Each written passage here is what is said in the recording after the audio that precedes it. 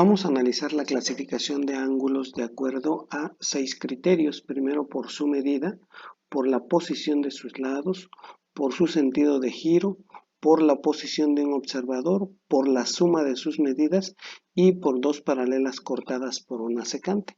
El primer criterio es por su medida.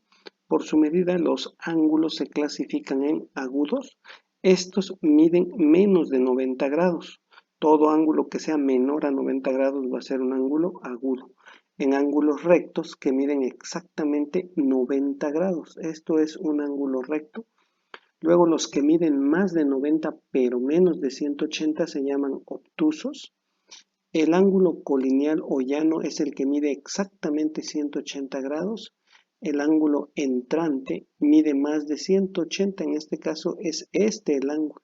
No es el de acá adentro, el más pequeño, sino es el de afuera, el ángulo entrante. Y el ángulo perígono, pues es el que mide exactamente 360 grados. El criterio 2 es por el sentido de giro del ángulo. El ángulo positivo es cuando lo medimos en sentido contrario a las manecillas del reloj. Fíjate, las manecillas del reloj giran en este sentido, entonces el ángulo positivo es medido en sentido contrario. Y el ángulo negativo es el que se mide en el mismo sentido de las manecillas del reloj. El criterio 3 es por la posición de un observador. Tenemos ángulo de elevación cuando el observador mira hacia arriba. A partir de la horizontal medido hacia arriba es un ángulo de elevación, y un ángulo de depresión es a partir de la horizontal medido hacia abajo según el observador. El criterio 4 es por la posición de sus lados. Hay ángulos que son consecutivos, adyacentes y opuestos por el vértice. Los consecutivos, fíjate, son aquellos que están uno pegado al otro. Tienen el mismo vértice, o sea, este vértice es para este ángulo y para este ángulo. Tienen un lado en común. Estos son ángulos consecutivos. Ahora, los adyacentes, la única diferencia con el consecutivo es que efectivamente tienen el mismo vértice, tienen un lado en común, pero sumado este con este deben ser 180 grados. Y los opuestos por el vértice son aquellos cuyo tienen el mismo vértice, pero sus lados, los lados de uno son la prolongación de los lados del otro. Y como propiedad, estos ángulos que son opuestos por el vértice van a valer exactamente lo mismo, es decir, este ángulo θ vale lo mismo que el ángulo beta.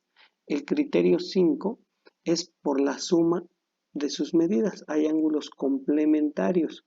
Estos complementarios sumados van a valer 90 grados. Por ejemplo, si este vale 40, este tendría que valer 50 para que sumados me den 90. Y suplementarios son aquellos, los suplementarios son aquellos que sumados valen 180 grados. Por ejemplo, este ángulo θ más este ángulo beta me deben dar 180. Si este valdría 40, este tendría que valer 140 para que sumados me den 180.